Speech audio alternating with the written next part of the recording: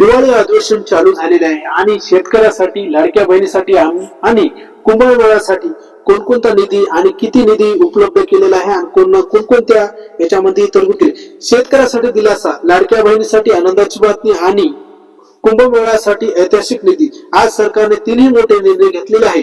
शेतकरी आणि बहीण आणि भक्तासाठी खऱ्या अर्थाने सुवर्ण दिन. शेतकरी रडले, बहीण हसल्या, भक्तांनी इच्छापूर्वी. हिवाळी अधिवेशनाची मोठी घोषणा. कुटुंबाला आनंद, बहिणीचा आधार आणि शेतकऱ्यांना बळ. हिवाळी अधिवेशन मोठा निधी. आता याच्यामध्ये लाडक्या बहिणीसाठी किती निधी दिलेला आहे आणि शेतकऱ्यासाठी किती निधी दिलेला आहे आणि कुंभमेळ्यासाठी किती निधी दिला आहे, सर्व काही गोष्टी आपल्याला बघायच्या.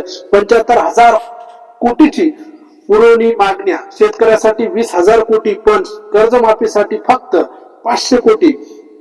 आता याच्यामध्ये कशा पद्धतीने दिलेलं आहे.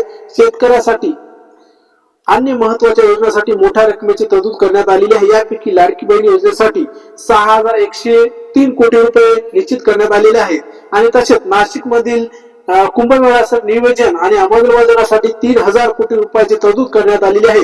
एकूण 75,286 कोटी रुपयाची या पुरवण्यासाठी मागण्या आता अधिवेशनामध्ये मंजुरीसाठी ठेवण्यात गेल्या आहेत, ज्यानंतर याच्या निधीची वापर सुरू होईल. हिवाळी अधिवेशन 2025 शेतकऱ्यांना काय मिळणार, निधीची तरतूद.